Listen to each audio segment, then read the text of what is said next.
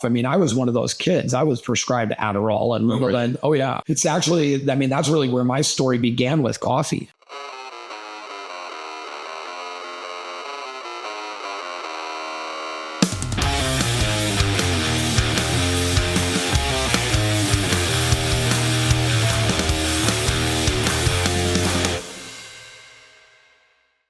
So, all right, Adam. Thanks for coming in today. Yeah, man. Well, thank you for having me. So, first off, what's under the cat? Boom.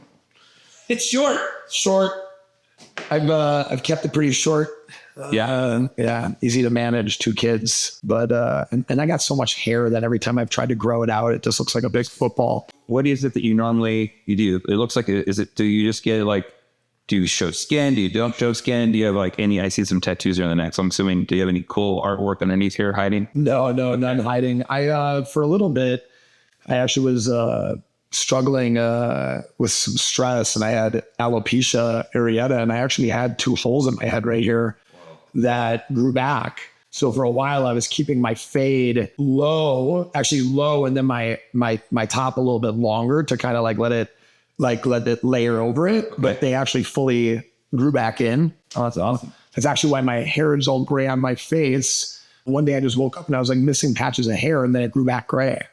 Pretty wild. I have a buddy like that. And now he's predominantly almost all white. You would think he's much older because of the color of hair, but if you actually looked at him, he's a young guy. Yeah. With white hair. Every time I would see him during this transition from him being like a light brown hair, and as he's getting gray, he had these little spots. So yeah. And then it would come back in white. So he started looking like Noodles, the reverse Noodles guitar player from the Offspring. Oh, funny. Yes. Like where it's black and white, it was like brown with like white spots. Yes. Inverse of Noodles. And now he's just, I just learned how to manage my stress better. So that's good. Yeah. What do you want to see then? I mean, I'm usually doing like a long no guard, or just like an extended no guard. So you have like a little bit of stubble-ish? Yeah. So not slick and smooth skin, but more of like a stubble. Yes. Yeah. Okay. Yeah. And then just fade up into what you see here. And I usually push my hair to the side like this. Okay. Do you use product in your hair? Yeah, like maybe once a week. I mean, this is just how my hair sits. I'm assuming you towel dry. I towel dry and go. Okay. Yeah. That's fine. That's fine. I'm a total dude in that manner. I was an athlete for too long, where it was just like going from the gym to practice to the gym again. It was just like 3 showers in a day or something. And, in your youth, and it was just like, I don't fuck this. So that would explain why everybody in high school who was on football and baseball all had shaved heads, it seemed like. Yeah, totally. It makes the most sense, honestly. Yeah, and then you see all these professional baseball players who have like these long hair now, it seems like. Well, because they have millions of dollars and they don't have to probably take 9 showers a day. Exactly, yeah. Let's get you out of the hoodie.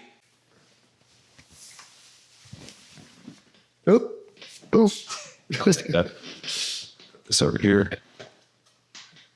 And let's get you kicked up. So are you originally from Austin? No, I'm actually from Milwaukee, Wisconsin. Haven't been there. I want to go to Milwaukee, Wisconsin. Dude, I mean, you said you're a metal guy. It's got a Metal Fest, Milwaukee Metal Fest. Yeah, it's got Milwaukee Metal Fest. There's also Summerfest, which is the world's largest music festival. Mm-hmm. Which, I mean, you can catch an incredible reggae concert, but then go catch a heavy metal concert right next to it, and then walk another 3 blocks within the grounds and be at a a rap concert. I mean, it's just. Why do you think that Summerfest hasn't caught on the way ACL or Coachella has this? Well, I mean, it has. It's more, to be honest, I think that Summerfest is more international than ACL is. Okay. So I think ACL is a little bit more kind of like our culture. Yeah. Right. Where Summerfest is the world's largest music festival. You can't become the world's largest music festival without the most amount of concerts and people and beer being served, kind of sorts.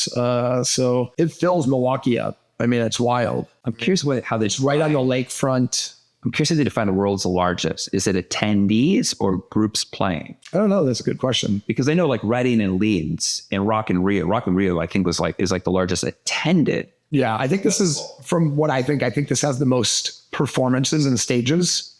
That'd be cool. Yeah. I have a couple of people I know out in Wisconsin, and they're like, you need to come out in the summer. Like ACL is 2 stages or 3 stages. Yeah. Right. Summerfest is 12. That's a lot more than Coachella. With an entire amphitheater. Yeah. So I'm watching Tom Petty as a 19-year-old kid at the amphitheater. Yeah. But then I go down to the Miller stage before that, and I'm watching The Roots. Okay. Right. And at nighttime, I'm watching Panic at the Disco at the Harley stage. Right. And that's like my 19, 20 years old somewhere. Yeah. Like that's like just one of the days that I was at Summerfest. I wish more music festivals were like that, because like that's what it reminded me originally with Coachella. They got somebody back together who you never thought would get back together. And they'd be like some indie groups. And then you have like, you wouldn't have real big mainstream in one. But like, I just remember the year that they got Jay-Z. That was my last year. So I actually asked when I ran into Mike Catherwood there too. And we're just all like looking around at the audience. We're like hearing Jay-Z, and they're like, this would have not been accepted like 4 years ago. We're like, maybe it's time to bow out. Yeah. Is that how we got connected, Catherwood? Yeah. Oh, funny. Okay. Yeah. I see him post about Strong Coffee here and there. That's cool. Yeah. So yeah, because Mike and I have a friend out in California, and I'd actually met him 14 years ago. K-Rock was doing like this Halloween, Kevin and Bean Halloween show. So everybody who won tickets got to go to the Kevin and Bean Halloween party, all dressed up. My friends have a band called Dead by Sunrise. Chester Bennington was a singer. So my friends are guitar players in that band. And so I went with them. And that's when I first met Mike. He was dressed as Don Draper. I actually even showed him these photos. I'm like, he won't remember this. He's like, I don't remember this. I'm like, that's hilarious. Yeah, it was fun. He's a character. So here's what I know about you. You went from like a fighter, and I don't know at which tier. I don't pay attention to fighting, so I don't know. Me neither. MMA. Well, yeah. You went to like, from MMA to now coffee. It's like bar fighter to barista. Yeah, there were some pit stops on the way. So tell me about that. Yeah, so I mean, where to begin? So first off, let's start off with what you do right now. I founded Strong Coffee. I love coffee. Excellent. So well, you got some on the way. We started about 5 years ago, and my whole goal was to take a morning routine that I had, which was taking organic coffee and combining it with collagen proteins, healthy fats, and nootropics and adaptogens to make a delicious cup of coffee that actually was functional and did what I believe coffee we have the perception of what coffee does for us, but coffee really doesn't give us energy or help us focus. What coffee does is it keeps us from putting our foot on the brake, right? It doesn't help us step on the gas. I wanted to find a way to bring it to the masses. And at the time, I was actually a strength coach and nutritionist for some of like the most elite athletes in the world, and movie stars and people who own like Lionsgate or whatever. And that's what I was doing at the time. Even more recently, to launching the company, I was working with these incredible entrepreneurs, one of them being the founder of Tom's, or one of them being the, creator of Inc. magazine, INC, which was a entrepreneurial business publication. And they both invested in Strong Coffee. It was me just working from a sample canister. I was on my third formulation of research and development, and the stars aligned in which one of them said they didn't have coffee in the house and they wanted to offer me coffee. And I was like, well, I happen to have this coffee in my car. And it wasn't even a sales pitch. It was really just me being of service, because like my client needed a cup of coffee. Never in a million years did I think one of my clients would become an investor, because when you fall in a position of being somebody's service, you generally are not often ever able to climb out of that space, right? You kind of are always their trainer. And even to this day, those same people that did invest in me to get away from training and run my own business, when they visit Austin, they'll be like, hey, can you train me? And I'm like, dude, of course. I don't do that. No, I don't do that anymore. I'm a burn the boats type of dude. That was what I did. But for me to be ultimately at peak shape, and perform as a CEO, as a founder in a very fast moving e-commerce and consumer product goods environment, I have to be fully focused. I can't put down the gloves of that to just go and train somebody, even if it's every once in a while, because your mind will even shift. Like I need to see myself only as that so that I never think I'm anything less. When you say anything less, what do you mean by that? When you're in certain positions, you know, you're seeing like with certain intelligence or certain levels of what somebody sees you to have the ability of. So when you're out there raising millions of dollars to continue to build a company that's worth millions of dollars, you have to only be seen as this CEO and founder fully focused and nothing more, nothing less. You have to alter their perception of who you are because they see you as something that you once were. It's like family. It's hard to get family to ever believe that you've changed because they always want you to be the same. Because it helps them feel better about being the same, right? That's actually a really interesting observation. I never thought about it like that. I've always thought that they don't want you to change because they love you. Because they, But it's funny because I was watching this reel, and it was talking about at some point it's okay to outgrow your friendships, because if you're working on yourself and you're pushing yourself to grow as a person, you know, mentally, physically, spiritually, you know, all ways of bettering yourself, you're evolving. Yes, and totally. You are probably evolving out of that friendship, because what brought you together as a friend at that point in time is no longer relevant to one of you. A reason, a season, or life. Yeah. Right? Those are the three times that people come into your existence, and it's not everybody there is for life. You know, sometimes a season, like that one person that you had that awesome summer with, and you're like, I never see him anymore. I have several of those. Totally. We all do. Yeah. And then there's the reason. It's like, dude, that's the guy that actually introduced me to my wife. Yeah. But I've never seen him again. And then it's like, oh, that's the guy I met and we're still friends 20 years later, 30 years later. You know, for me, it's not that being a trainer wasn't incredible. I mean, I made great money. I loved what I did. I have so many friends that are trainers, but no matter what, you're still the help when you're that person. You want to ask somebody for $1 million, you better be their fucking peer at that point. Yeah, it's about being an equal. It's about being an equal. And there's something about being somebody's help that's hard to get away from. It's not that I wanted to get away from it. I wanted to progress so I could help millions of people with this idea that I believed really could change the way people start their day, not only physically with ingesting something, but the sheer meaning of what strong stands for and psychological ramifications of positive ramifications of what's starting strong, right? Like the idea of like when you start strong, you finish strong, right? You make a bad decision in the morning, you make bad decisions all day. Oh, dude, it's like day drinking turns into night drinking, right? It can, and strong stands for striving to reach our natural greatness. Okay, I was going to ask you about that. That's okay. So strong actually has like what is it? An acronym. It's about being resilient, right? And I think more so than a time than ever, do we need to be resilient from, what we see on social media and like the idea of missing out on something, or resilient to what's going on in the world, whether it's economic or geopolitical or whatever. If it's you just wanting to go from being somebody that makes 18 an hour to making 36 an hour, it's like there's a certain level of resilience that it takes. It's not just in the idea of being strong, like, oh, I'm strong and I could lift heavy weights or I could do this thing that's hard, that's physical. It's about the mental idea behind what it takes to become strong, right? In the pursuit of greatness. Do you feel that, you said, perseverance, right? Like just sticking with something. Yeah. Well, yeah, sticking with, like forward progress. Yeah.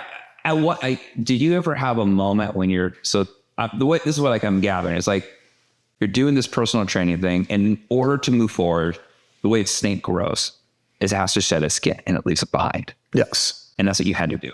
Totally. You had to say like, look, this, like I said, burn the boats, right? No turning back, going forward, which is a really insane idea for a lot of people because it's scary. Yeah. I've always felt the people who have the stomach to move forward in a way with no guarantees or no plan usually end up getting there. I mean, they say this, they say, why do, there's statistics about C students doing better in life than A students. Yeah. Right. Because like a C student has had to suck their entire fucking life. Right. This is a game of baseball. Right. You have to be okay with striking out 70, 80% of the time. Some of the greatest baseball players in the world had a batting average of 23%. It's like, could you imagine striking out that many times and still believing in yourself to get up and go hit that ball again? To answer your question, I've had many times in my life. I lost my brother to a drug overdose. He died in my bed. It would have been easy to just ball up and quit life and, drink my problems away like almost everybody else in Milwaukee, or my dad diagnosed with cancer, and dies in my early 30s, like 3 months after my first daughter is born, signing a fight contract, and less than a week later, separating my shoulder and never being able to fight again. There's been plenty of, being on a TV show with millions and millions of views and then put on hiatus and never making the money from the TV show that you imagined you would make, and not seeing yourself with millions of dollars like you thought you were going to have. Hearing Rihanna literally say that motherfucker is not Tom Hardy, right? As I'm flown to California to shoot with Rihanna. Yeah. And what was this for? For her Fenty perfume. Okay. I was modeling. I've had some yeses, which has kept me going. I modeled for Versace. I did get on NBC as a star on a TV show, and it did well. Due to other circumstances, it didn't continue. And what show was that? It was called Strong, funny enough.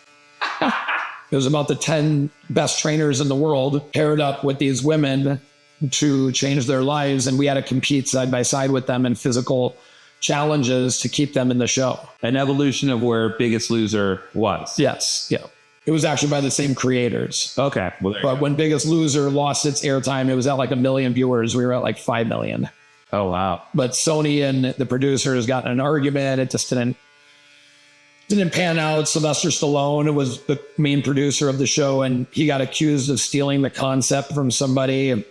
Oh, man. So there's just a bunch of circumstances outside of my control. And like, ultimately, I do believe that none of those things kept me from doing what I was meant to do, right? They all put me in the position of what I was meant to do, because for as great of a trainer as I was, gym owner, all these other things, union electrician, professional fighter, for as good as I was, I'm great as being a CEO and leading a creative charge in coffee, and even with other brands that, makes me feel like everything happened for a reason. I was listening to an episode of Elevation Church the other day, and Stephen Futterick said, your limp won't make you late. And it's like the idea of like, don't ever believe that you're not where you're supposed to be. Oh, right? Yeah. Limp won't make you late. Like, don't worry about how slow you're moving. Don't worry about the idea that you're not getting there fast enough. Just like have faith in yourself and just keep going. Right? Because there are people that haven't done something great until their 80s, their 90s. Ian McKellen didn't start, nobody knew who the fuck he was till Magneto. I didn't know who he was until Magneto. Right? They're like a theme. I was like, where this motherfucker been this whole time to be doing anything? Right? Nowhere. People like him didn't even start till their 40s. Yeah. Right? Where it's just like, well, I read somewhere too, it was like White Zombie didn't get signed until they were like 30. Right. And everybody was like, that was old at that time. You're an old man in rock and roll if you're 30 and getting and now the average rock star is 50. Totally. Yeah. I just saw Foo Fighters. We saw Alanis Morissette. Watching these people just still draw these massive crowds, and their songs are still amazing and relevant, and they're still producing and creating. And that's the whole thing about not looking at what somebody else is doing, which is why I mentioned, social media and these things that we have to be resilient to, because it's so easy to get caught up in where somebody else is, not knowing like what else they've been through to get there. Do you feel that social media is a distraction for a lot of people? It's helped me in a lot of ways. I can't diss it for what I use it for. I love the fact that we have built 42,000 organic fans on Strong Coffee that really, truly love our content. People that have, said, yes, I want to follow this brand and see what they're doing. You know, I think that there's a lot of divisive stuff out there. I think there's a lot of bullshit. You know, I mean, there's this one guy on Instagram that does these great exposing frauds where these people that are notoriously known for having perfect bodies, and he's literally showing how they're altering their bodies on Instagram on these posts. And it's awesome because it's like, yeah, like you shouldn't put yourself against that fake thing. Yeah. Right. But yet, how do you not feel bad about yourself if you don't have an 8-pack and striations in your shoulders and driving a Ferrari and wearing a Rolex? It's like that dude just went and tried on a Rolex and took photos of it. You know, you have no idea what's actually happening. So many people make money off of the perception. It's kind of like the idea of buy this book on how I sold 1 million books and made $1 million. You know, it's like this. It's like, well, I guess I'm one of those guys that bought that book, you know, and a lot of people do that. Yeah. You know, but I'm not that guy. There's I have a client, and his name's Ari, and he wrote a book called I Hope You Fell. Hang on, where is it? I have it over here somewhere. Anyways, and he talks about how I hope you fell and I hope you fell off. It's called The Gift of Failure. And like the opening thing is like, I hope you fell and I hope you fell often. Yeah. It's the first time a motivational book was not talked about how you need to do all these right things. It was about somebody saying, here's all the ways I fucked up. Totally. And I'm a success story. Yeah. And you can be a success story and have a history of bad choices, bad business deals. We never, ever are vulnerable enough to tell people the fuck ups to be relatable. I think social media in some ways has done that more in the mental health community, I feel. Yeah. I don't think that you see that really in the entrepreneurship as much. I think you see the more the old guard guys talking about. But why is the girl that's talking about mental health using a filter to change her face when she's talking about it? That's a great question. I mean, like I've literally read something about people that take selfies have self-esteem issues. I believe it. So it's like they've done so many tests on people where it's like, no, this is literally a tall tale sign that if you're taking selfies on a regular basis, you have self-esteem issues. So you're seeking outside validation. Yeah. So you're so willing to do so that you're taking a photo of yourself versus getting a photo taken of you. Right? Yeah. Because it's so in the need of the action that it's almost like, oh, gum, I was thinking about that. Cash register. Right? Mm-hmm. Since the topic of selfies and social media have begun, rhinoplasty. Yeah. Soared through the roof. And the thing that nobody knows is that the reason they think their nose looks big is just because it's the way the camera's designed. Of course. Like if you were to put a different, and you can do this, like I could take a photo of somebody with like a 28 or 50 millimeter lens and get close, and your nose is going to look huge. And then I put an 85 or 100 millimeter lens on there and it looks normal. And it's like so much distortion. It's like even what they see, like they just took a photo of themselves and that's not even actually real. They actually say that if you saw yourself walking down the street that you wouldn't recognize yourself. I've been thinking about that. Like the only way we know what we look like is by our reflection. Yes. Photo. Yeah. And like which are distorted through light. And all these other things. Exactly. Yep. And so then I started thinking about what if you just didn't know what anything looked like and you're just touching your hands like the way people who are born blind. Yes. Do they actually have the most tangible understanding because there's nothing to interfere with what their conception was? These are the things that keep me up at night. I get it, man. I have some weird things that keep me up at night too. I think about water a lot. Water? Yeah. Like how, what do you mean by water? I mean, I love water. It's like one of my favorite drinks. I'm genuinely concerned for our nation and our world's water supply, where I literally think about it all the time. That we don't have enough clean water. Yes. Have enough available water. Yes. So all of it. So a lot of people don't know that water cannot be, of course we get rain and we get snow, but that's not actually how we formed all the water on this earth. So it actually came through asteroids that were dust particles in space that went through the space, which is fucking freezing, and formed into giant ice asteroids and hit this planet. And that's what's created 99% of our water. So water is not renewable.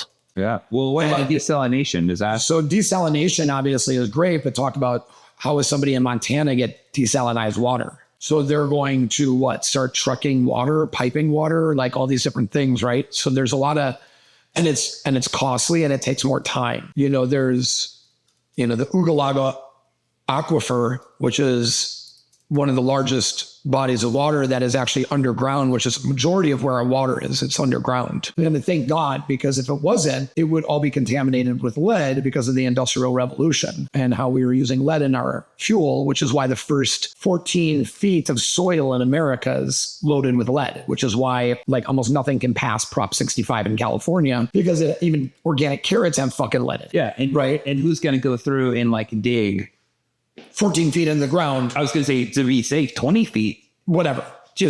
And what do you do with that dirt once you dig it out? Well, you start digging 20 feet in the ground, you're going to start at waterways, and it's just not going to.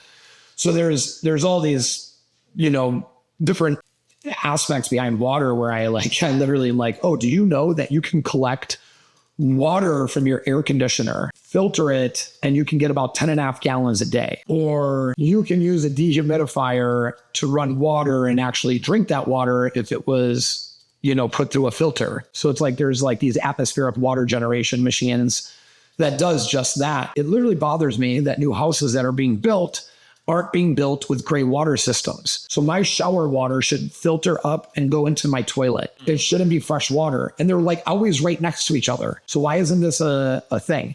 And those are things that keep me up at. Literally am just like, God, is everybody gonna have water to drink? And I know that's like an odd thing to think about, but I mean, it's and nobody knows about it. So that's why I talked about it a little bit more in depth, because by 2050, we will be water insecure in a lot of areas. And that's just the world, or is this America? The world. Yeah, I mean, there are entire areas that have zero water. I've been to Africa. I mean, I've literally helped put a well in before and donated money and went and worked at an orphanage for 2 weeks while we were working on the well. That was so they could have water in this little village outside of Kigali, in Rwanda, called Urukundo. And it was, deep in like the foothills of that area. So they had no water. These people would walk miles to go get jugs of water. Well, I do know about that. I do. Yeah, I mean, I just didn't know that. Could you imagine if you had to walk miles to go get water for a bath? A shower? No. Like, that's fucking crazy. So it's really crazy. But there are going to be people like that in America if we don't figure out how to conserve water. So people like using rain systems, starting to look at like how do they become more illegal in certain countries or in certain states? Certain states, yes. To even collect rainwater, which seems like a fucking weird idea. Well, no, because depending on the area, there's what's called tributaries. Okay. So the runoff creates the water that's in the lake that has all the water that you're using, right? So if you start catching runoff for your own sole use, that's the problem. Well, I mean, like collecting it, like let's say you just open up like I live in a suburban neighborhood. You guys should totally have your own giant water thing. That's what I'm thinking. Like because of the way the laws are, it applies to the entire state. Not just in. Well, we can collect water in Austin. Yeah. I'm just saying, like outside of Austin, because you can't do it in California, can you? I don't think so. I don't think so. Wouldn't surprise me. You can't do a lot of things there. No. Sorry, I'm an ex-California, so I feel like I have a pass on shit talking when I want to. I love California. California's gorgeous. Yes. It's beautiful. Yes. They have my favorite Mexican food. Totally. Beautiful beaches. I love it. It's just, I don't know what goes on half the time. I mean, the only thing that they've done that's awesome in the last, for as long as I can remember, is banning Red 5 in these food colors. That was actually the one. I was like, good for you. Yeah. Holy shit. Because like I wrote a letter to our school district. Yeah. Because I'm tired of my kids coming home with Takis. Because like a kid brings it to school for a birthday snack. I'm like, nope, that needs to be outlawed. No kid should be able to bring any snack that has a dye in it, and none of the foods at the school should have dyes in it. It's so bad because it affects so much with people, but particularly children at young ages. Yeah, with like autism and things. That's one neurological issues. It's neurological. It shortens their attention span or deals with their focus. And so you're going to give kids this shit that makes them unfocused, and then expect them to go sit back in a class and be focused. Totally. It makes no sense. Well, that nervous system is neurological. So you have neurochemicals that can that control your nervous system. You have your dopamine, serotonin, norepinephrine, like all these different neurochemicals. That's where it's like, everything is thrown off. I mean, I was one of those kids. I was prescribed Adderall and Ritalin. Oh yeah. It's actually, that's really where my story began with coffee. Had a paper route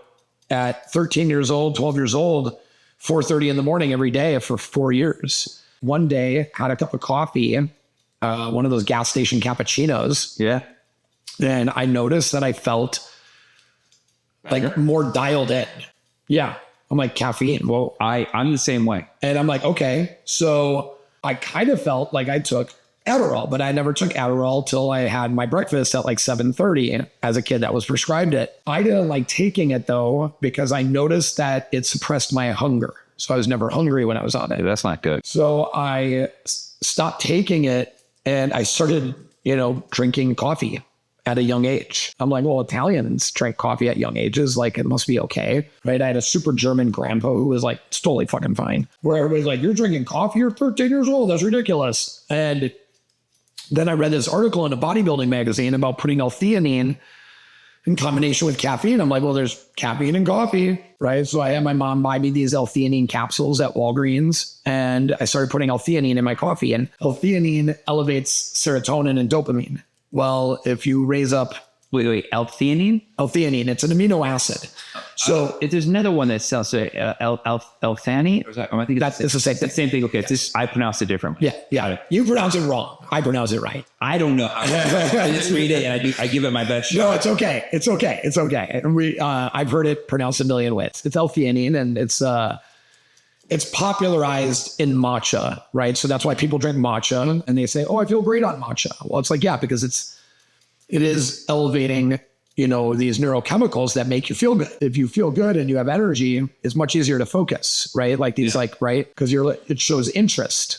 It's like the idea of interest, because if you feel good, you must be interested in it, right? And that's like a lot of the science behind how Adderall and Ritalin, work in your brain. As, I got older and read more, I just kept on applying more to my life, healthy fats through fish oils or proteins and L-theanine with caffeine in the morning. And effectively, that's what evolved into Strong Coffee. So it's something that I started playing with at 13 years old, became something that was my career at, 33, 35, 36, something like that. I was gonna ask. I don't know how old I am.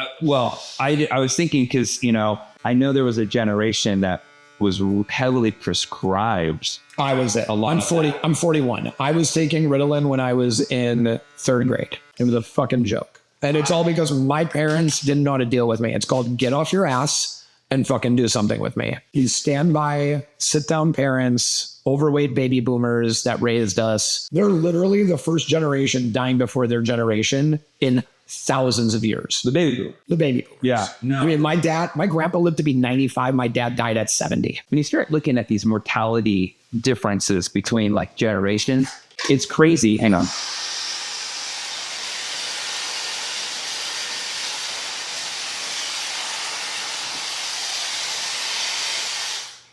It's crazy because right now there's a lot of studies that are showing in things like dementia and Alzheimer's is happening at a crazy rate of people in their 30s. Mm-hmm. It used to be something it would maybe happen to you in their 60s, 50s, 60s to 70s, and now it's happening in the 30s. Yep.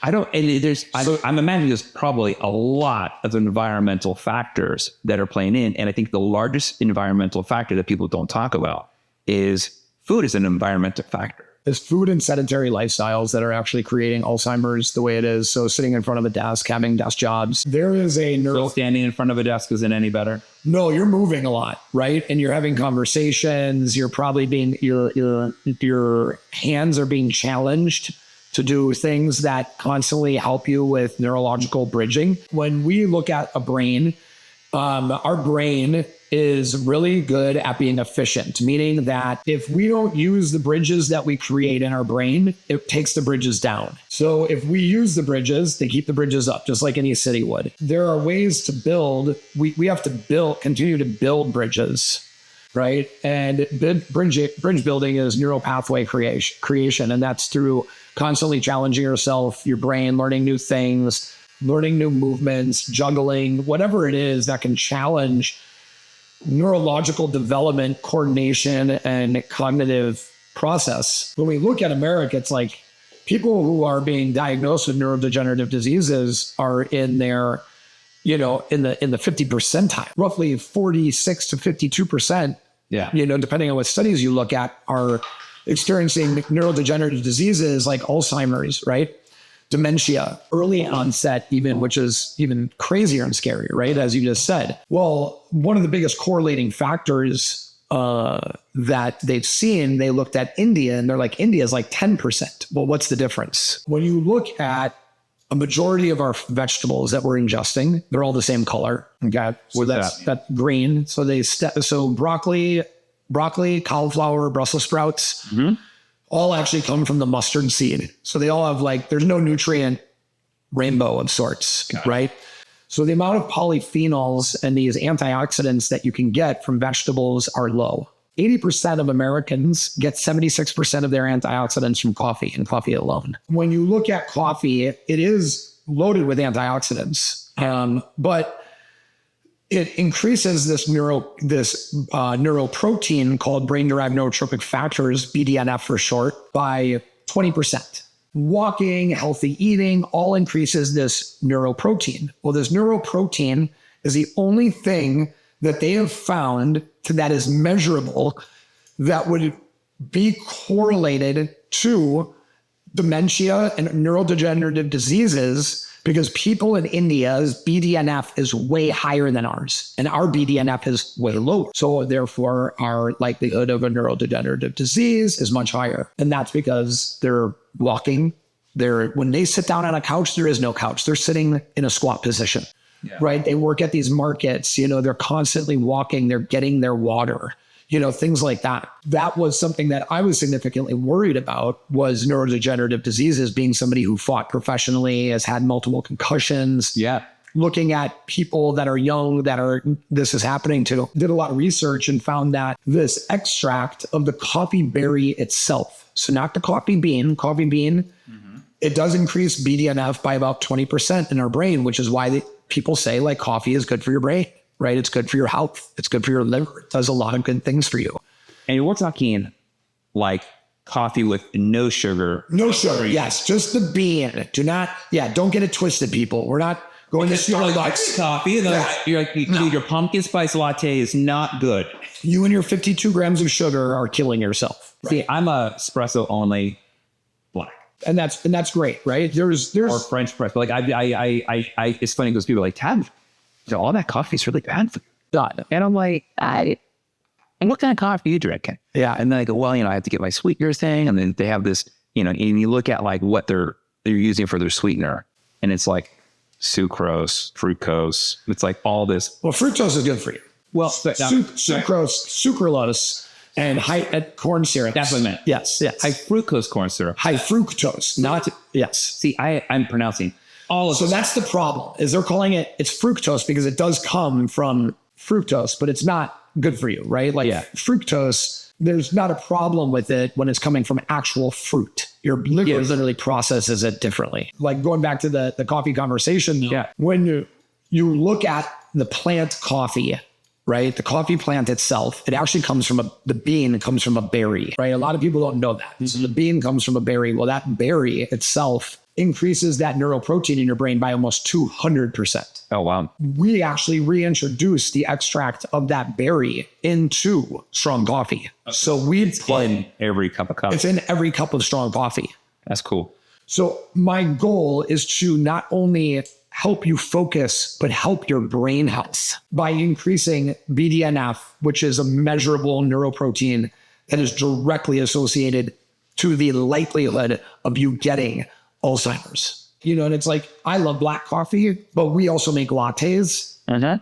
And, but it's like our lattes are 15 grams of collagen protein, 5 grams of MCT oil, nootropics, adaptogens, no sugar, right? It's organic coffee and something that you just put to water. So everything is instant. It was the way that we could make our own lane in a very saturated coffee environment. Well, let's also talk about how there's an incomplete generation and culture of instant gratification. So, yeah, well, yes, 100%. So I was looking at your page and I was like, this would be the most amazing thing for me when I travel, because sometimes when I'm traveling and teaching, I'm up early and the only access I have to coffee is hotel coffee. And it's awful. Yes, it is awful. And plus those machines are disgusting. And then the next available option I have is there's a Starbucks open. Yes. Because any of the local boutique brands are never going to be open at 5 or 6 o'clock in the morning. No, they never do, which is always baffling to me. They're like, let's open at 10. I'm like, fuck this. Yeah. So I was thinking about that. I was like, wow, this would actually be like something very easy to integrate into my life. I used to be the guy, dude, that would literally put all that stuff in a plastic bag, go to a coffee shop and convince them to blend it in the blender in 12 ounces of coffee for me. Oh, wow. I would literally have a bag of collagen. I'd pour MCT oil into the Ziploc bag, pour all the other shit in it, and I would just have 6, 7, 10 little Ziploc bags with all these separate ingredients. And I would just find a girl at a cash register and convince her. I'm like, I just got to smile, be nice, convince her to put this weird stuff in her blender and convince her it's not drugs. I mean, just traveling with some type of protein powders. Anytime I have vanilla, man, I am getting surged going through it. Yeah. Because I try to keep everything I can on me. That way, the luggage gets lost. I'm like, well, I have totally stuff with me. Totally. Because you can fly with scissors. Yes. Yeah. These bad boys. I know, which is fucking crazy. You can't have a lighter. I know. Or matches. Or a pocket knife. But these guys. I know. I'm so thankful. It's so funny. I mean, it's funny to me. It's not funny to the person who's getting like their whole tube of toothpaste or their like expensive hair care getting thrown in the trash. And they see me like, hairdresser. Okay, you're fine. Here's your scissors. A small pocket knife I inherited from my grandpa was left in my backpack on accident. Okay. And I was running late to a flight, and it was one that I could not miss. Yeah.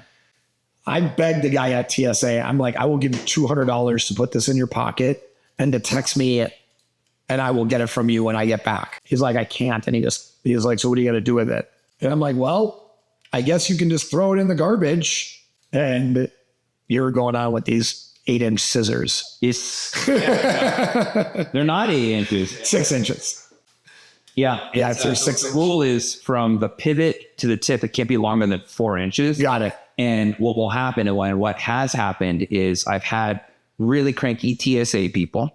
Yeah. Hey, look, we all have jobs. We have good days. We have bad days. Yeah. It just seems I always get the cranky one who wants to ask me like, do you need all of these? And I'm like, yeah. They're like, are you sure? Pretty sure. One time, this one person, she was very, very rude. And she kept, and in her defense, I had just bought new scissors. And I forgot to take my scissors that I was going to be retiring out of my scissor case. So I had like 10 pairs of scissors. That's ridiculous. Yeah. But there's nothing that says in the TSA thing of how many you can have. Right. And she's like, do you need all of them? I'm like, yeah. She was like, do you really need every single? She was getting like angry with me. And I'm like, look, what are you going to do? Hand all these scissors out? And let's take the plane. I told her, said like the worst thing ever. I'm like, how many shoes do you have? Do you need them all? Yeah. And she is like, have a good flight. Yes. And then immediately I was like, man, why did I have 12 pairs of scissors with me or whatever it was? It was ridiculous. That's funny. Yeah, but you're also not going to throw away a pair of $500 shears. When my wife and I got married, I bought her a pair of these Japanese shears, and they were probably like $750. It was like her wedding gift. And she just graduated Aveda. Okay. And at the time, just like, and then she still has them though. It's awesome. I mean, she lost her wedding ring, but she's got the shears, baby. The scissors. Yeah. I feel one was a lot more expensive than the other. Yes. Yeah. I was like, you couldn't have lost the scissors? No.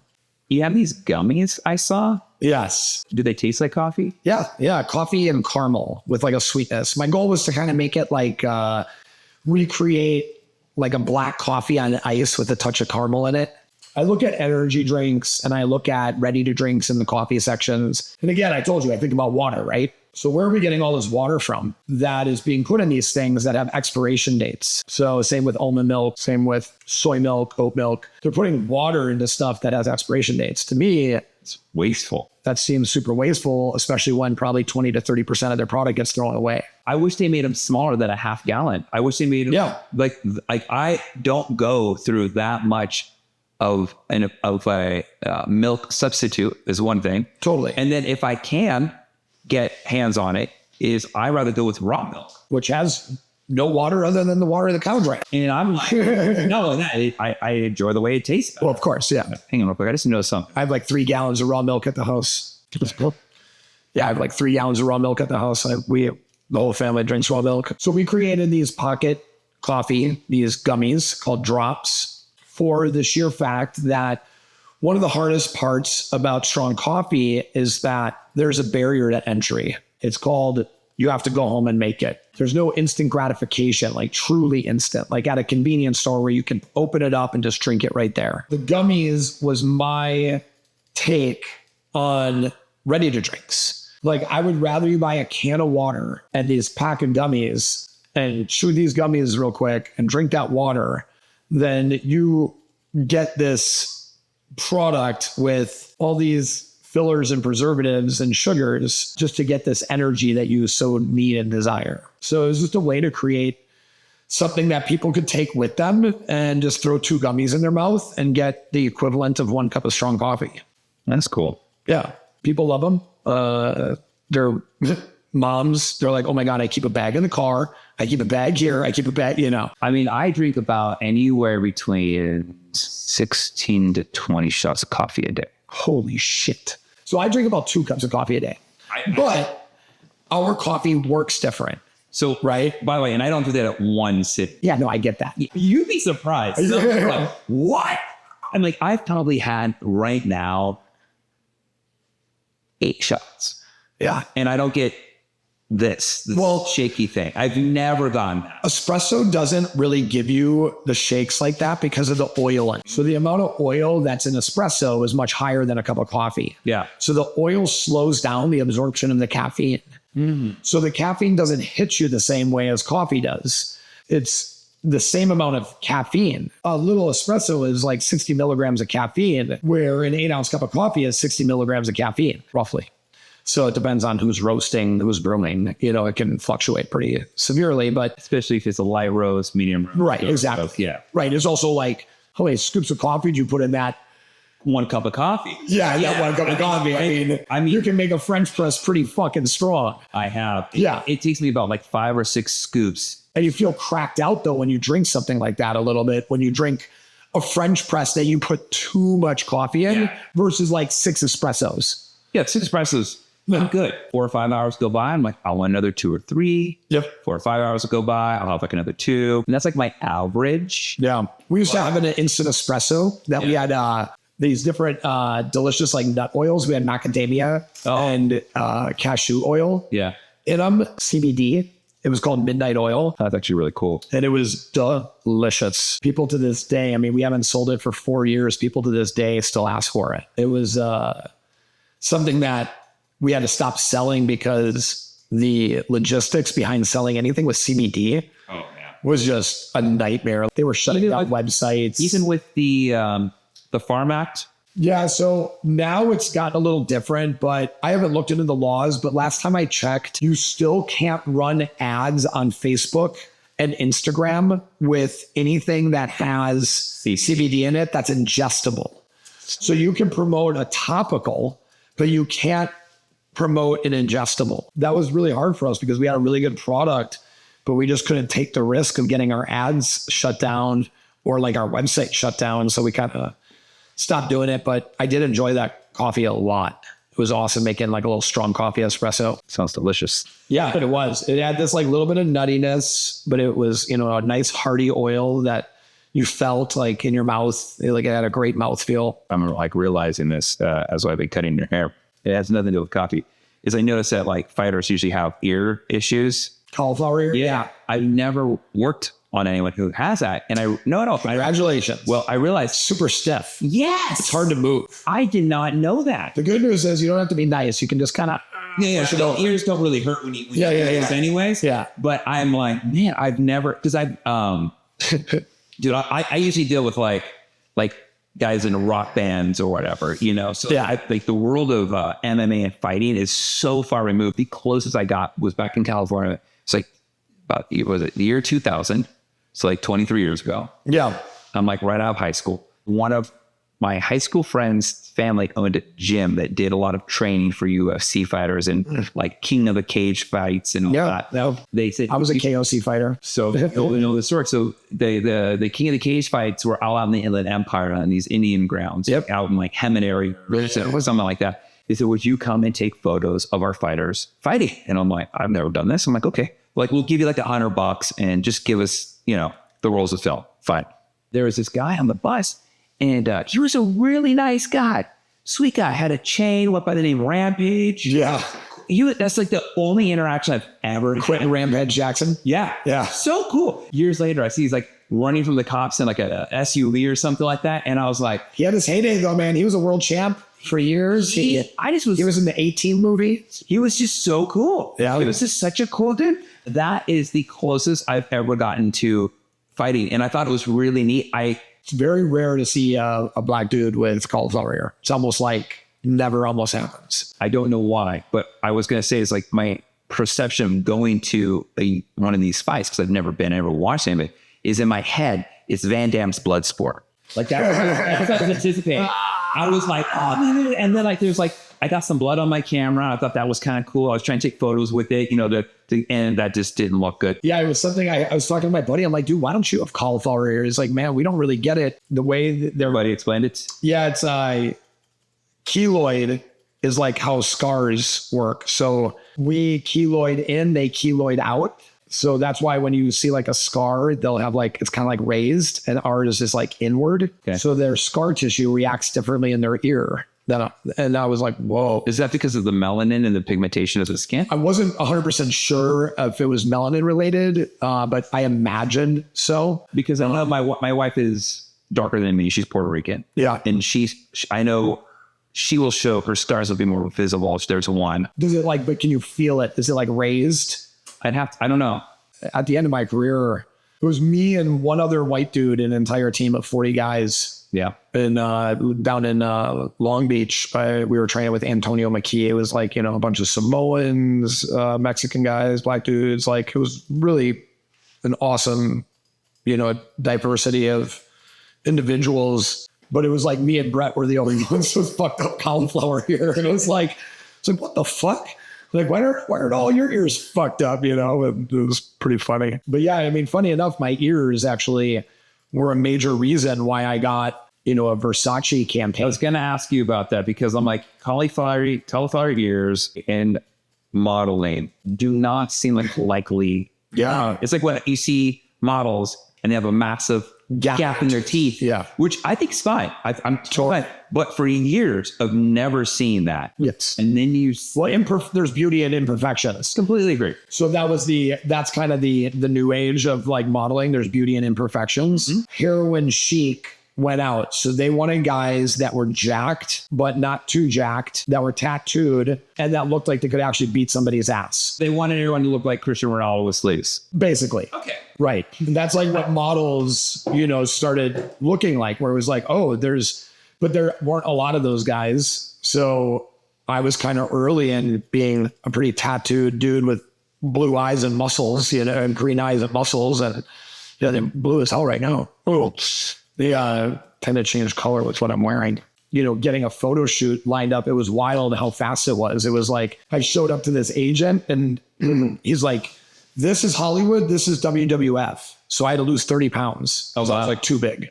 So I lost 30 pounds, called him back like 45 days later. I was like, dude, I'm a professional. Like I fought professionally, like weight cutting's my jam. Like, what are you talking about? Showed up at like 196 pounds. I'm like, usually I cut to 185. This was fucking easy.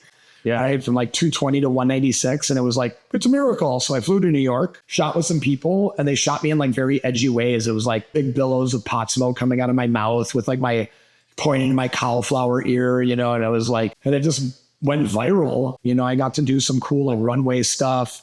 I fucked up at a runway show and I kind of got blacklisted in the modeling world. I flexed at a Marc Jacobs runway show, but like the whole audience was telling me to flex. See, listen, I'm like, I'm here for the people, and I did a really nice flex. I didn't do like, Yeah. I did like a very like artistic flex, like Frank Zane wouldn't flex. I was a huge Frank Zane fan. So I was like, oh, this is my moment. Threw up the double pythons, like this little snake pose that he used to do is super cool. And, pulled it down and do a front double bicep. And do you think now, had you done that in this day and age, it would have been accepted? I don't know. Maybe people would have been like toxic masculinity. I'm not sure.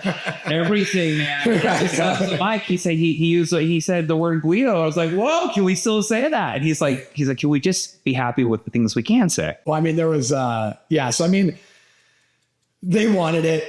I got back. The runway director was like, what the fuck was that? And I was like, are you kidding me?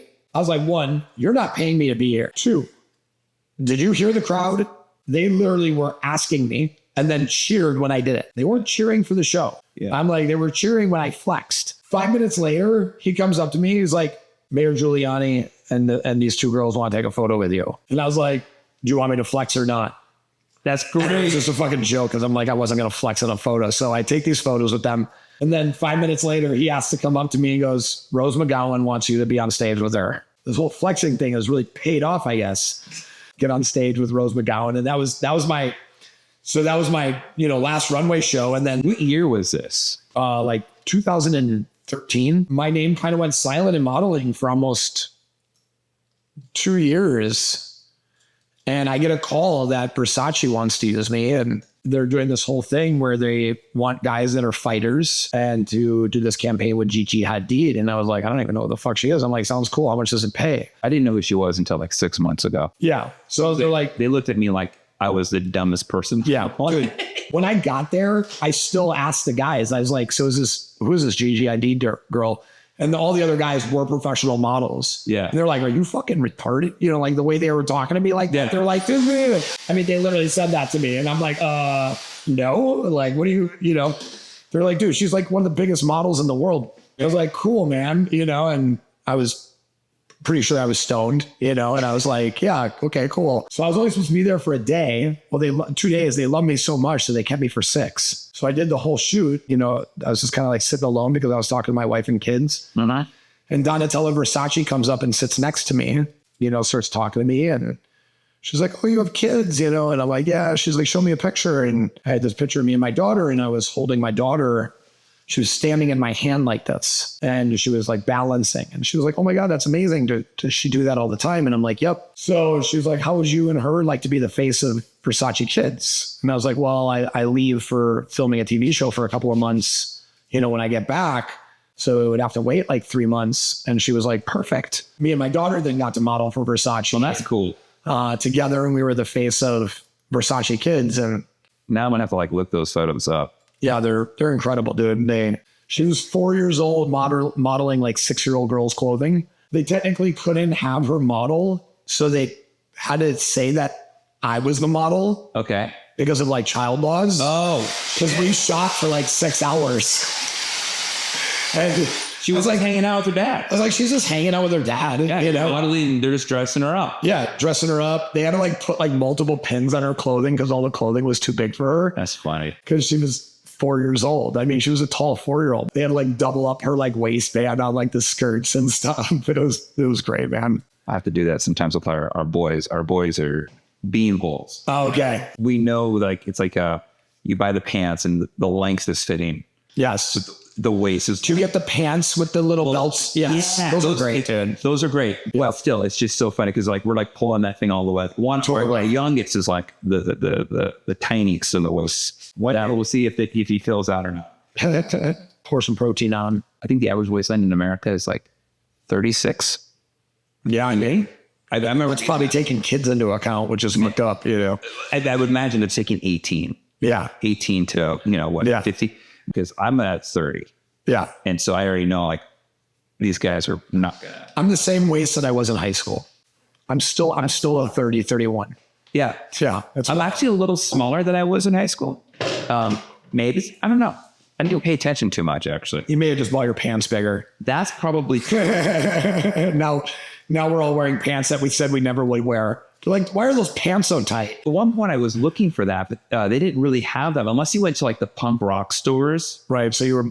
Then you would go and Dudes would buy girl jeans. that's what I did. Yeah. Yeah. I mean, that's what like most of those guys do. We're doing that like Blink 182 and stuff. So, they're just buying girls jeans to create that look, like Panic at the Disco dude. I mean, especially how little he is. Like, he's like 5'8", 5'5". It's like super little. Most of those guys, it's funny, most celebrities are not as big as they think. And then, but so Mike and I had this conversation because he says he's 5'10", and he's like, when he would see a celebrity that was giant, he'd be like, oh, wow, you're a huge person. I was saying that there's only like a few of those that I've been shocked at like how tall they were. But most of them, you're most like, well, like Will Ferrell is tall. Like a Will Ferrell sorts, you could tell. There's like those guys, and then there's Tom Cruise. There's Vince Vaughn's, who look. He's like 6'5", right? Yeah, I think he has to be. Yeah, I think he's 6'5". It's wild. Like a bad day. Yeah, with that hair, easily 6'6". Yeah, and I remember I was surprised when I met Owen Wilson. Really?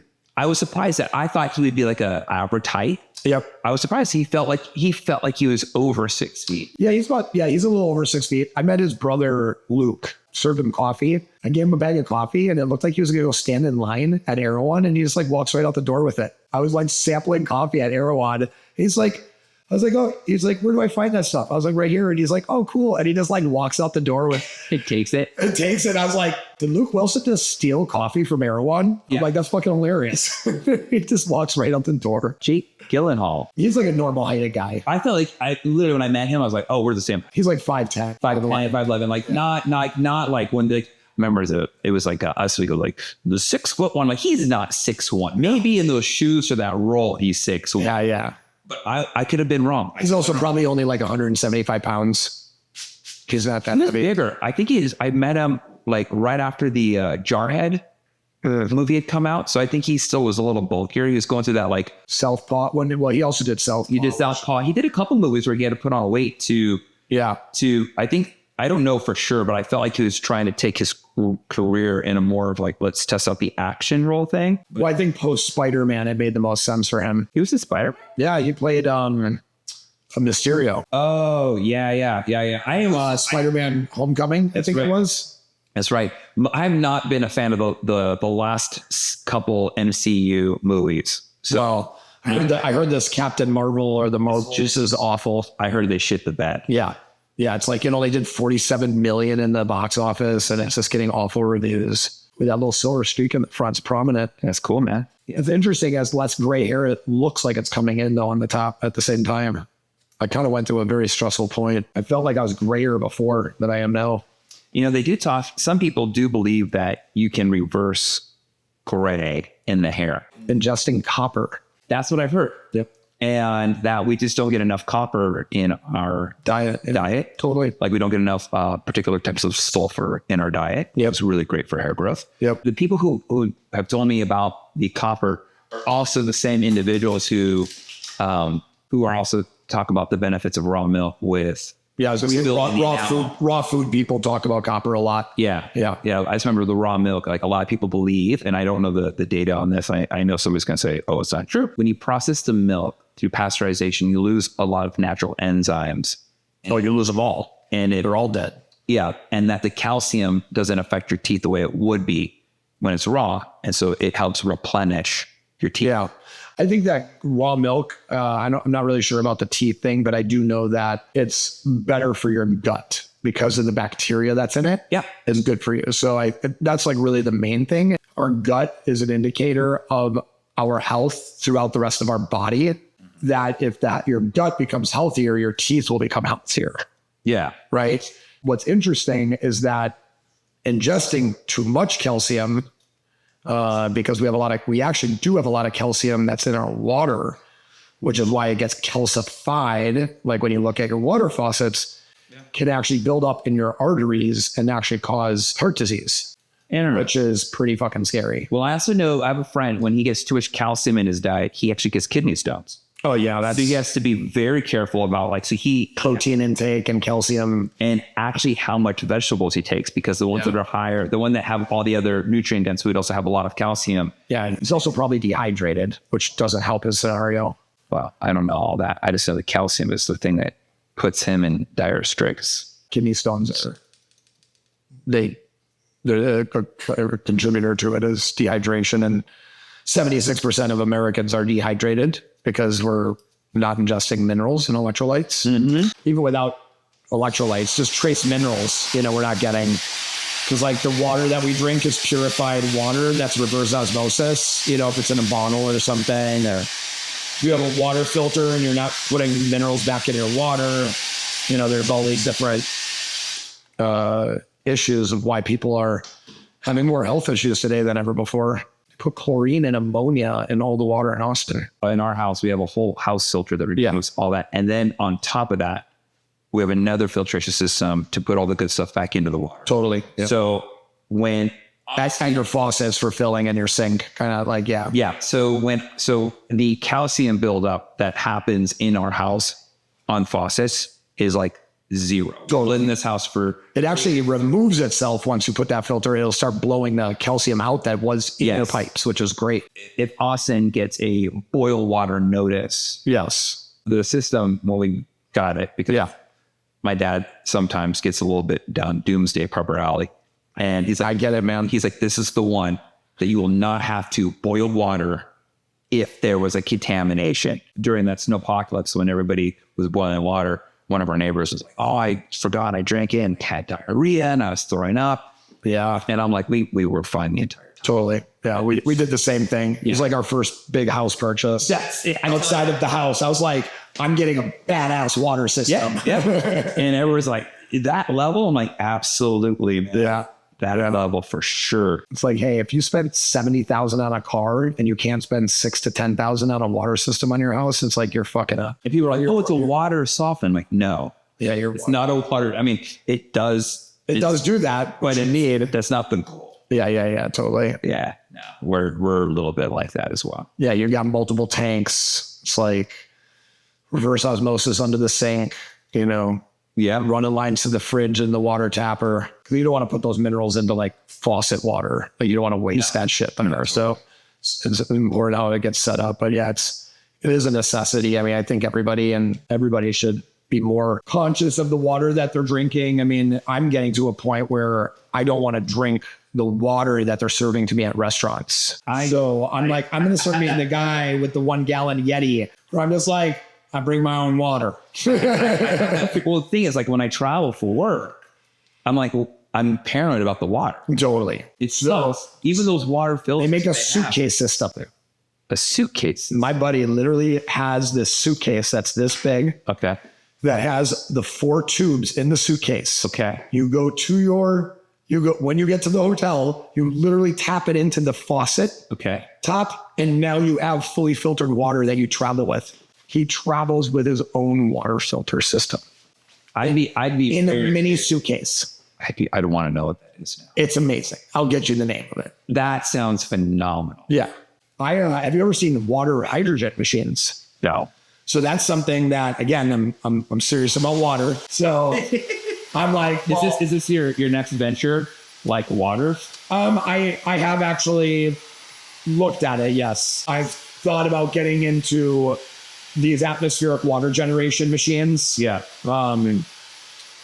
Maybe, there's some thoughts that I've had around it. I started working with this company though that it's called Holy Hydrogen, and they use electrolysis or electrolysis. I think it's electrolysis. Their electrolysis is something that I think our body does on a physiological level with something else that my brain is drawing to that name. But yeah, so it's electrolysis, where basically they turn your water. So I put water into a pitcher, and I put this pitcher on this machine, and the machine makes the water have more hydrogen. What's the benefit of that? So hydrogen reduces inflammation in your body. It helps with the absorption of nutrients. There's all these massive benefits behind hydrogen being in your water. Have you ever seen that water called H factor? No. Okay, so it's. I don't go down the water aisle very often. Got it. So they have, yeah. And if I do, it's at an airport, and it's like, all right, we have Smart water or Dasani, and then I'm like, there's Fiji, and I'm like, I guess I'll go with Fiji. Yeah. So I usually go with whatever's in a metal can if that's an option. I have bought that one that's in the metal can. I try to stay away from plastic and aluminum as much as possible. Yeah. I'm more of a glass guy. Yes. But trying to find glass in an airport, good luck. Yeah. Well, and aluminum is going to be better than plastic. And yes, the electrolysis and the hydrogen machine, it's wild. I mean, when you drink it, you can literally feel the water hit different because the hydrogen molecules in it. And because we are, I believe what it has to do with in your body is that when we're breathing in oxygen, we are also breathing in carbon dioxide. We are actually breathing in a majority of carbon dioxide. By breathing in hydrogen, we remove more carbon monoxide out of our body, which becomes poisonous to us. Totally. So it builds up in our body and the hydrogen helps eliminate it. So we become CO2 resistant. Yeah. Is how we become more like when people are like, oh, I'm working on my cardio, like for like breath holding or something. That's not actually you learning how to utilize oxygen better. It's you becoming more resistant to carbon dioxide. So breathing exercises do that. So the hydrogen machine, I believe, assists in that process. Okay. All I know is that when I drink it, I feel so much better. So when I'm traveling and I don't have my hydrogen water, I'm like, I miss it. Oh, I the first thing I do when I get home from a trip is just get a glass of water. What if we're 70% water, 80% water? Shouldn't we definitely have the best water in us? I mean, we're not 80% shoes, yet people spend more money on their shoes than it's like the priorities, like the balance of that. If somebody says a mattress at $1,000 is too expensive, I'm like, wait a second. How much have you spent on going out to eat in the last 2 months? Right? Because you should have no problem spending a couple $1,000s on a mattress per year if that's what it requires. If 1/3 of your life is sleeping on it. I'm with you. You're preaching to the choir. Like people call me crazy. I'm calling you crazy. Half the things I was into when I was like 15, I was trying to find no aluminum in deodorant when I was like 15. Oh, yeah. And everyone thought I was nuts. And now Old Spices. Yes. Now aluminum free. Yeah. And we're like, I always tell everybody, like, if I'm into something and you think I'm crazy, give me 10 years. Normal. Yep. How's the length feel? Well, length is great. Looks great. So we got that Jason Statham stub on the side. Boom. What are you talking about? Rocked in? Yeah, looks great. Cool. One thing that you said on your Instagram was about creative solutions. Yes. And what resonated with me is that you said that school teaches you systematic formulas. Yeah. And the world is not systematic. Correct. It's one of my biggest beefs with education in general. It's good to know the systems because it helps you figure out which to be creative. If you don't know anything, but I also think about like musicians, right? Because I'm a musician, is some of the greatest musicians and guitar players never had a lesson. They just figured it out, right? They don't know why, but like that's the way they think. And sometimes there's been articles, they thought that like, oh, after these records, I started taking guitar lessons. So like, I wasn't writing good songs, so I knew too much, right? Yeah.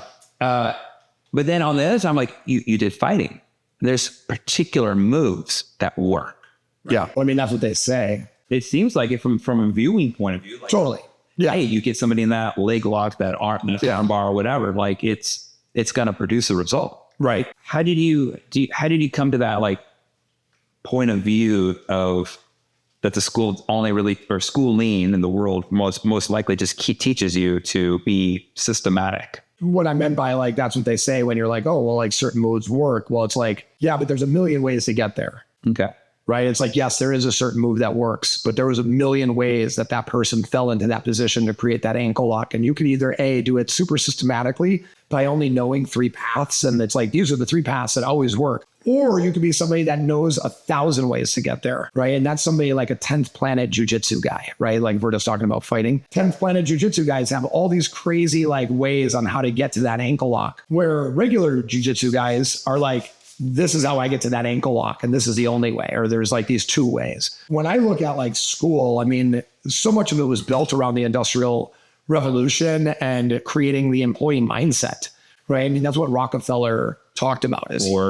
Yeah, they wanted to create employees. They wanted to create uniform thinking that could be told what to do. Everybody pull out your pencil. Yeah. Right? Number 2 pencil. Why the fuck does it have to have a number 2 on it? To make sure you know how to pay attention to the rules. Why does that matter that it has number 2? It's the same graphite as everything. It never made any sense. It's like, I want a fatter fucking pencil.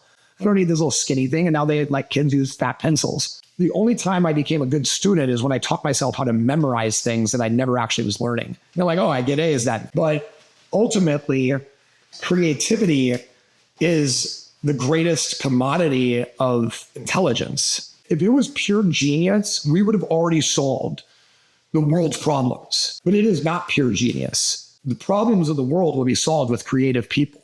Yeah. That are looking at things totally differently. And I don't think that you're taught in school how to turn something upside down and look at it from a totally different perspective. Mm-hmm. You're shown these are the rules, follow the rules, get the job done. Like, what if I wanted to break the rules? What if I didn't want to do a presentation that way and I wanted to do it this way? It's like, well, you fail. And it's like, well, that's what you say. But like my same thinking took me from professional fighter to a successful brick and mortar entrepreneurial gym owner that gets published in magazines and gets on TV show. Then 5 years later, I'm at the master of my craft in the CPG industry. And it's like, I have used creative ways to get every single place because I am not that smart. I am not like some genius or something that's like, oh, I started Strong Coffee because there was a space in the market and I have a polo shirt that says I'm smarter than you because I went to this college, says it right here. I went to this college, and it's like, well, 76% of those people 5 years ago have already failed. And here I am, dumb fighter, electrician that couldn't get through college. Yet I'm got a company worth millions of dollars that's doing millions in revenue, that's in hundreds of stores across the country. Yeah. And it was all creative problem solving that has not only got me there, but has kept me. Because like I've gone through crazy shit in the last 18 months, which is why I lost my hair. I mean, Whole Foods, without getting into it, canceled $1.2 million in POs based off of analytical error, their error.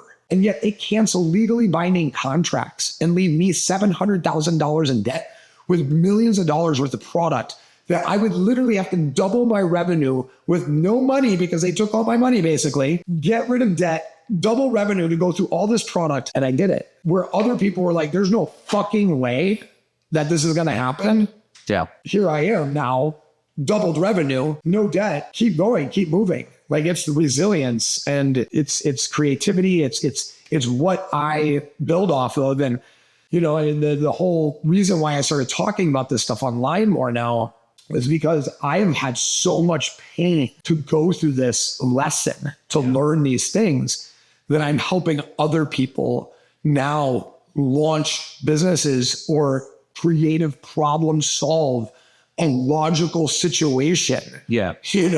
And get them out of their trouble by either finding a manufacturer for them, helping them with the branding, helping them with the communication. I mean, after this, I have 2 meetings for that where it's like, yes, I spend 99% of my time on Strong Coffee and I spend 1% helping people unfuck themselves from the situation that they created because they wanted to just have something of their own and do something that they were passionate about without understanding the downsides. Yeah, getting into business yourself is one of the more riskier, dangerous things, but no risk, no reward. That's right. No risk, no reward. I had that spray painted on my wall in my bedroom. Risk equals reward when I was 18 years old. There's a reason people say that over and over again because it's true. When you said creative thinking, it reminds me of what people call the disruptor. Yeah. People who are disruptors are creating they're using their brain very creatively to stand out. Yeah. And that's another thing. And like we celebrate as a culture or as an industry, these disruptors of, commerce, right? We celebrate them for fashion. We celebrate them for celebrity. All these iconic class people are disruptors, these icons, right? But in school, You punish them. we punish them. But we're talking about these great people. Yeah. Henry Ford, look what he did. He created this conveyor You belt. wouldn't have sat here in this bullshit. No, like, exactly. And then like you teach all these people, and then you start getting people to go like, they start thinking, they start doing this creative thinking, and they're just punished. And I feel in some way like I was affected by that because I just thought school was a waste of my time. Yeah. Granted, I got great grades because I knew I needed to. I knew the system. You had to play. I had to play along. That was the only game I really played well. Was I had to get good grades. Yeah. But I also was like, none of this stuff really makes any sense. And a lot of my friends who did do that pass, you do your school, you do your another school, you get your degree, maybe get another piece of paper and all that. Not all of my friends. So if any of my friends are watching, it's not all of you, but there's a good chunk of people throughout the years that I've had come in and out of my life that have done that. They're not happy, but they're quote living the dream. Yeah. The dream that was sold to them, that this is the correct path of happiness. Totally. And then I always think of my friend Tim.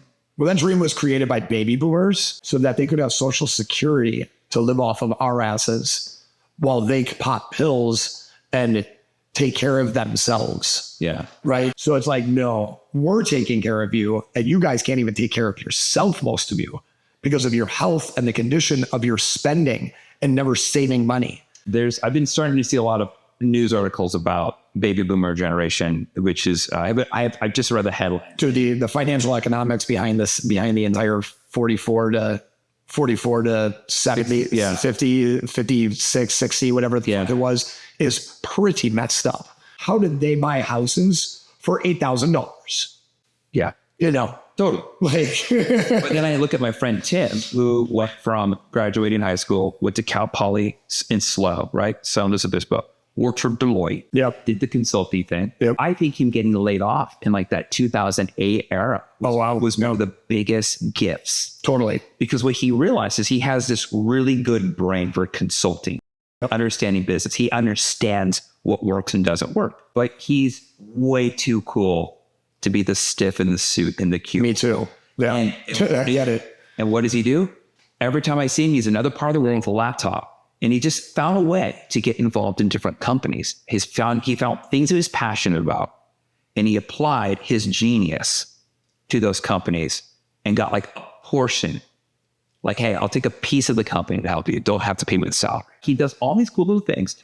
And I always think like, he to me is like a really good example of like, look, you did the path, you did what you're supposed to do. But there's this whole other part where you can like do that and still truly be yourself and happy at the end of the day.